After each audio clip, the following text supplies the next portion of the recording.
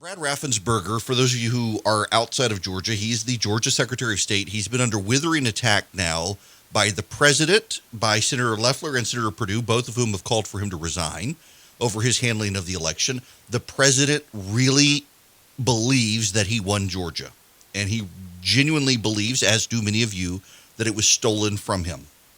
And so he got on the phone with Brad Raffensperger and tried to shake down the Georgia Secretary of State to throw the election for him.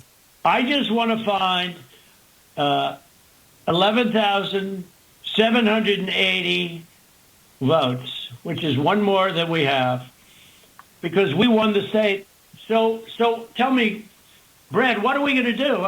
We won the election, and it's not fair to take it away from us like this. Okay. Here's the problem. Republicans are freaked out about this.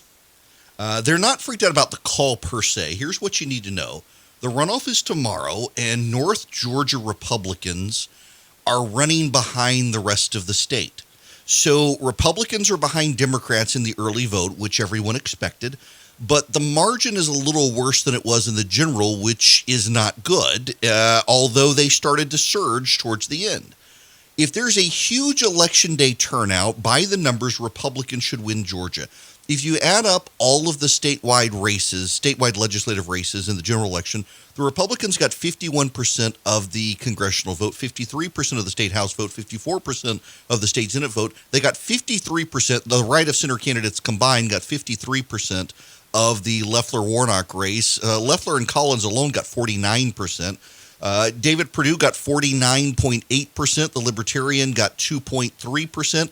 The right of center candidates got the majority of the vote in Georgia. If they turn out in the runoff, they will also win. The problem is that the area of the state that is running behind everyone else is the most Republican area of the state. Coincidentally, it is also the area of the state that has the loudest voices in the "it was stolen" camp. Marjorie Taylor Greene's district, the 14th Congressional, up in the Rome area, North Georgia, and Dalton. The president's going to Dalton tonight at 9 p.m. for a rally. That area of the state, she's a QAnon sympathizer and has been very loud that the race was stolen. And that area of the state has a very Republican base, and it's also lagging the rest of the state. Doug Collins' district, the 9th Congressional District, is also behind where it should be right now. That's the Northeast Georgia corridor, and those areas have to turn out. So the president's going to Dalton at 9 o'clock tonight, and here's the problem, and this is why the phone call is everybody free. I mean, kudos to whoever did the Leroy Jenkins analogy. So the Politico playbook it was quoting me. I was texting with them last night, the reporters, trying to get my view of the race, and some unknown Republican strategist said the president needs to stop with the Leroy Jenkins bull beep. Leroy Jenkins is the greatest internet meme of all time. What is it? World of Warcraft, I believe it is. It's a video that was online. People have speculated over the years, was it staged? Was it not? In any event, it's a group of friends who are playing World of Warcraft. Tangent! Group of friends playing World of Warcraft. One of them says Leroy says he'll be back. He's got to run to the restroom. So the other guys are trying to figure out, how are we going to kill this horde of ogres and orcs and the goblins?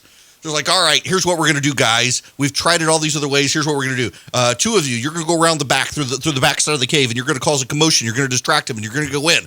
And then two of you, you're going to go on the other side, and you're going to go in, and you're going to distract those, and they're going to split apart. And so the rest of us will charge in the front. We'll be able to annihilate the front guys, and then we'll be able to split off equally. And between you guys in the back and us in the front, we'll be able to kill the rest of them. And this guy's going through this, and all of a sudden you hear the other guy say, all right, I'm back. Let's go. Leroy Jenkins. And he runs in and they all die.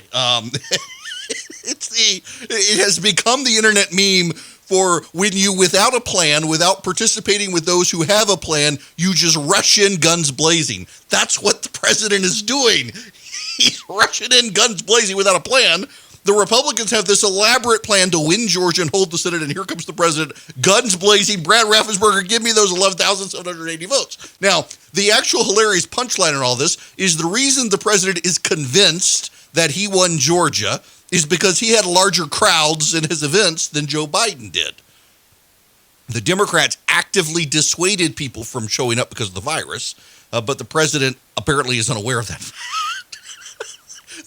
thing. I mean, the Republicans should win tomorrow, and the president and Brad Raffensperger are doing their best to lose the whole thing. Now, Raffensperger does deserve some of the blame, if we're really honest about what's happening here.